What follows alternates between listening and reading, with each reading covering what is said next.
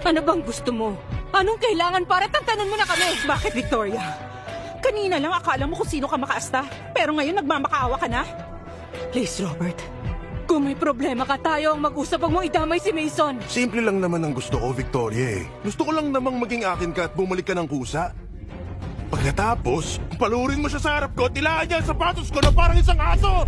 Saka ako siya lulubayan. Sumusobra ka na! Ha? Mga bata, upakan sila! Huwag niyo pong binubuli si Mami at Daddy. Huwag niyo po silang inaapi. Daisy, bakit nandito ka?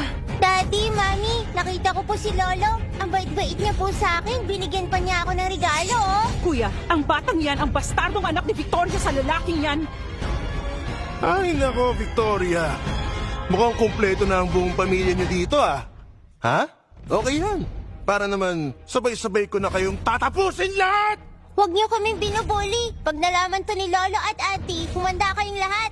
Ay nako, makinig ka bata. Kalimutan mo na ang lolo mo. Dahil kahit Diyos pa ang humarap sa akin, hindi ako matatakot sa kanya. Lolo, maraming masamang tao dito. Binubuli kami ni na Mami at Daddy. Iligtas niyo po kami. Ano, Apo? Sige, diyan ka lang. Pupunta dyan ang lolo. Gusto ba nilang mamatay na? Inaapi nila ang apo ko. Humanda silang lahat.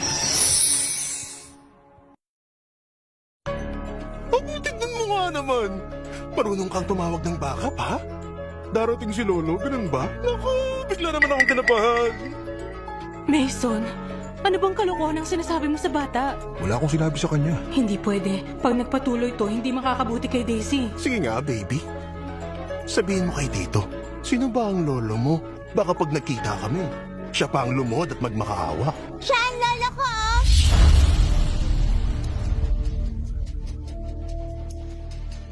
Yan bang sinabi mo kay Daisy? Wala akong sinasabing ganyan, Victoria. Alam mo, ang cute mo talagang bata ka, totoo. Alam mo ba kung sino siya? Yan ang pinakamayamang tao sa Great City. Kahit ako, lulod sa harap niyan pag nakita ko siya. Tapos lolo mo siya? Ha? Hindi ako nagsisinungaling. Talagang lolo ko siya. Naregaluhan pa nga niya ako, oh. Oh. Sa akin yan. Bigay ng lolo ko sa akin. Talaga, ha? Bigay ng lolo mo? Sige, sabihin mo sa kanya. Kunin niya rito. Ayan, sige. Bigyan sa akin ng lolo ko. Ibalik ko sa akin yan. Tama na yan!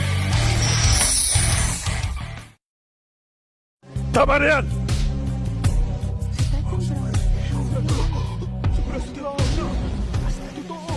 Lolo, Ay, naku, ang apo ko. Ano bang nangyari, ha? Sabihin mo sa akin, bakit ka umiiyak?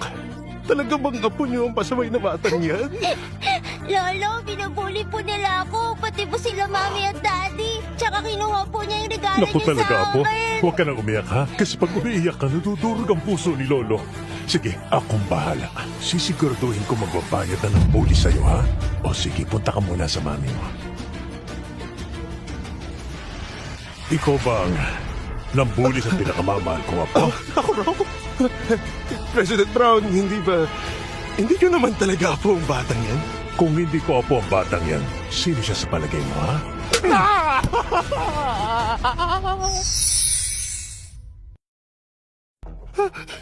President Brown, nagkamali ako. Bigyan niyo ba ako ng isa pang pagkakataon?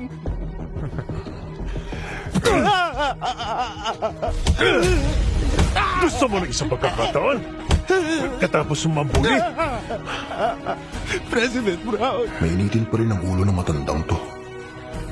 Pinaiyak mo ang mahal kong apo. Sige, pagbugin niyo siya! Aray, tama na! Oh, tama na! Kuya, tama na. President, parang awa niya. Tama na yan! Daisy, apo. Ayan, naturuan ko na siya ng leksyon. Salamat po, Lolo. Mami, si Lolo po, talaga pong ang bait-bait niya. Mr. Brown, salamat po sa tulong niyo sa Aba, amin. pamilya tayo eh. Hindi mo kailangang magpasalamat at hindi ako naniniwalang may maglalakas loob na apihin ang sino man sa pamilya Brown. Ano to nangyayari? Talaga bang si Victoria ay manugang ni Tycoon Brown? Mukhang maling tao ang kinlaban ni Robert Jones, ah. Pamilya? Mr. Brown, Ah. kayo po ba't ang asawa kong si Mason ay mag-ama? Hindi. Hindi. Hindi. Hindi sila magkakilala? Hindi sila magkakilala? Ibang klase talaga si Dad. Pagkalipas ng ilang taon, para pa rin sila mga bata. Mr. Brown, hindi ba sabi niyong bastardong yan ay apo niyo? Tama ba? Pero bakit hindi kayo magkakilala ng tatay niya? Bastarda? Kung ganon yan ang tawag mo sa kanya, ha? Kung ganon, sige. Ilabas siya! Mr. Brown, pakiusap. Maawa kayo sa akin. Magsasorry ako sa kanya. Wala kang kwenta, itapon nyo! Mr. Brown! Ano nangyayari? Talaga bang apo ni Tycoon Brown ang anak ni Victoria? Mr. Brown, tungkol po kanina. Salamat po. At para kay Daisy, Mason, tinulungan niya tayo. Magpasalamat ka. Bakit pa? Siya tong nakialam eh. Mason, rumispeto ka naman kay Mr. Brown. Walang utang na loob. Dad, kalma lang ha. Ngayon lang kayo nakita ng mahal mong apo. Huwag niyo na siyang patulan pa. At saka, iba ang katayuan niya. Huwag natin yung ipaalam sa iba. Ang mabuti pa siguro, Dad. Mason, kabisado mo naman siguro si Dad. Okay lang. Naantok na tong si Daisy. Uwi na tayo, okay? Tara. Sandali lang. Mr. Brown, pasensya na po kayo sa asawa ko ha. Intindihin niyo na lang po at huwag niyong personalin. Pasensya na. Bye-bye, Lolo! Baalis sakay, di ba? Hayaan yung ihatid kayo ng anak ko palabas. Miss White, sumunod kayo sa akin. Daisy, apo, tawagan mo lang si Lolo, ha? Mamimiss ka ni Lolo. Aray ko! Kuya! Apo pala ni Tycoon Brown ang malditang batang yun. Ngayong bad trip na siya sa atin. Ano na ang gagawin natin ngayon? Pero paano siya naging apo ni Tycoon Brown? Yun ang hindi ko maintindihan. Nagkataon lang ba ang lahat? Ni hindi nga kilala ni Tycoon Brown ang walang kwentang si Mason eh. Kaya paano niya magiging apo ang batang yun? Siguro mahilig lang talaga si Tycoon Brown pagdating doon sa bata. Kaya ganun siya kanina. Victoria White, pasalamat ka't mabait pa ako sa'yo kanina. At dahil hindi mo na ako pinahalagahan, huwag mo akong sisisihin kung sakaling balikan kita! Mason, may tinatago ka ba sa akin? Wala akong tinatago sa'yo, Victoria. Sabihin mo, ano ba talagang relasyon mo kay Mr. Brown? Sinasabi ko naman sa'yo, di ba? Hindi ko siya kilala. Kung ganun, bakit niya tayo tinulungan kanina? Hindi ko talaga alam. Siguro dahil sa nagandahan lang siya kay Daisy at naalala niya ang apo niya. Ganun lang kaya? Malamang ganun. Hindi ko talaga siya kilala. Marami lang akong iniisip. At kung tycoon ng tatay mo, hindi ka maghihirap ng ganito. Honey naman, huwag mo naman ako minamaliit. Tulog na si Daisy. Sa bahay na lang tayo mag-usap. Mason, pasensya na. May mga nasabi ako masakit. I'm sorry. Honey, isang pamilya na tayo. Ayos lang yun.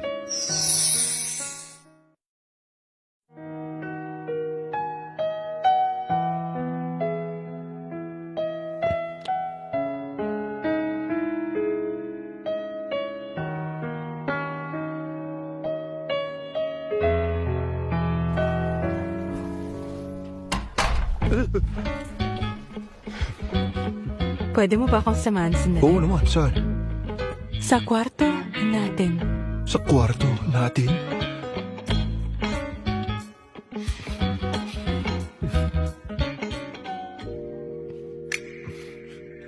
Buti pa mag-shower muna ako.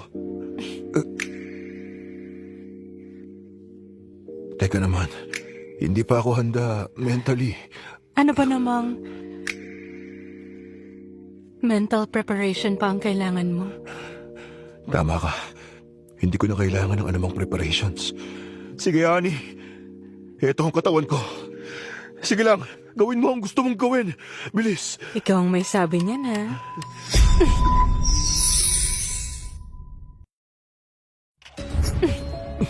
Ano yan, Victoria? Mason, may mga itatanong ako. Pag nagsinungaling ka, malilintikad ka. Sige, magtanong ka. Una, sino ka ba talaga? Sinabi ko na, nagtitinda lang ako ng karne. Ano pa? Nagdadrive din ng rideshare. Saka paggabi may extra guard. Mason, huwag mo akong ginagawang tanga.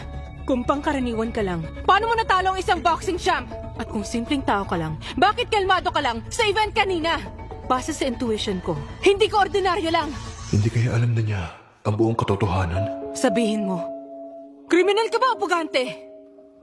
Ako? Kriminal? Honey naman, paano ako magiging isang kriminal? Kung hindi ka kriminal, ba't parang may tinataguan ka? Honey, maling-mali ka. Hindi ako kriminal.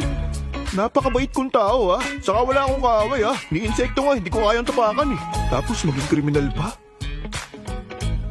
Hindi ka kriminal? Mas tunay pa ako sa perlas. Okay. Sige, paniniwalaan kita. Pero may isa pa. At ito ang pinaka-importanting tanong ko. Si Daisy ba?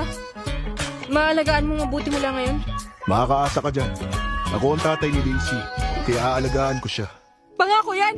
Oo, pangako yan. Talagang aalagaan ko siya. At 1,000% sigurado kong aalagaan at poprotektahan ko si Daisy. Honey, nangako na ako at tatanong mo na ang lahat sa akin. Baka naman pwedeng ibaba mo na ang kutsilong yan.